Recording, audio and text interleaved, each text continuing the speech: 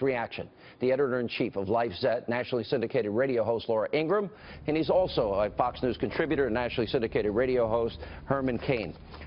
I have never seen, Laura, a disconnect like this. You got this list of polls, Donald Trump wins. You watch TV, Hillary Clinton wins. You agree with this? Disagree with this? I think there's a divide that runs through almost every issue that has animated this campaign season, Sean, from the effect of globalization, these big trade deals that Hillary claimed last night she was so skeptical of, which was ludicrous, the immigration question, how we should process things like health care and the refugees, and how we should even pursue our foreign policy interests and goals.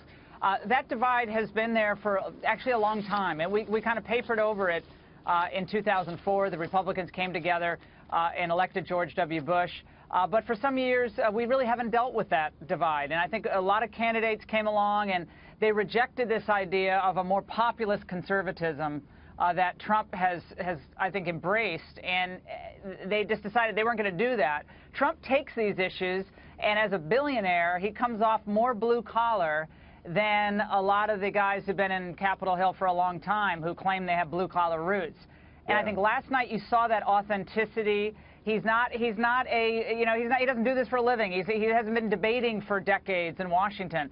But he is, he has common sense and pragmatic thinking, and he's frustrated that America is moving at a glacial pace with a non-recovery recovery. That frustration at times came out last night, but I think people understand he's frustrated because he wants America to grow and to be prosperous, to be safe, and for people to be happier. So I thought that part of it really hit people last night, even if he missed some opportunities to score some points. Yeah, listen, the authenticity is real. I would agree that maybe he should have been defensive at times, like about his taxes or some other issues. And can you imagine Herman Cain going into this debate that I would tell you that the moderator wouldn't bring up the Clinton Foundation, the deleted emails, wouldn't bring up Benghazi, wouldn't bring up whether to vet refugees or build a wall or Supreme Court justices or Saudi Arabian money that Hillary takes?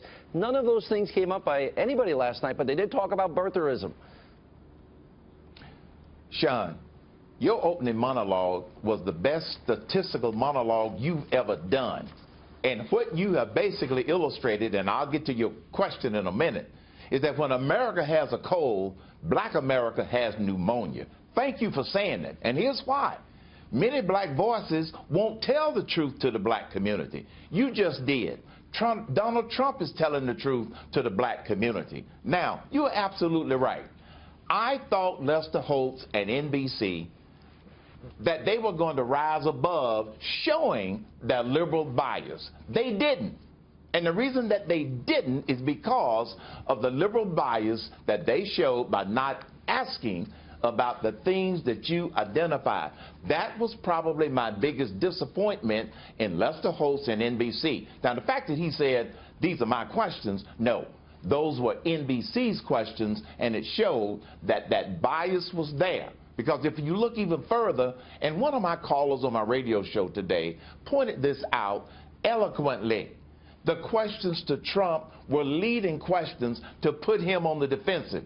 The questions to Hillary were all layups, and Lester didn't do any follow-up questions. So thank you for saying what a lot of people will not say, especially black voices.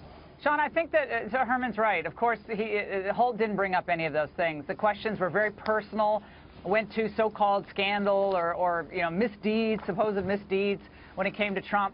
None of those other things were mentioned. But this is where it's really important for the nominee to say, no matter what happens, I'm going after the Clinton Foundation. I'm going to hit the corruption in Washington. We're going to hit the skyrocketing cost of health care. Going to go after her position on refugees.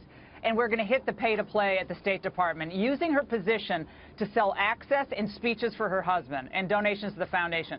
No matter what happens, you as the candidate need to get those points in. So I think you'll see that happen in this next debate. I agree with that. That will happen. But you just have to get it in. Hillary did that. She did that with his tax returns. I think she fired every bullet in her gun, every attack, every memorized robotic attack that somebody wrote for her, she got in. And I would agree. I think there's opportunity on all these issues I mentioned, deleted emails and the server and the Clinton Foundation and Benghazi. And, I think there's an opportunity opportunity for Trump to bring all those things up. But the fascinating things, Holt interrupted Trump 41 times, Hillary 7, Right. asked only 6 questions of both candidates, but 15 questions only for Trump.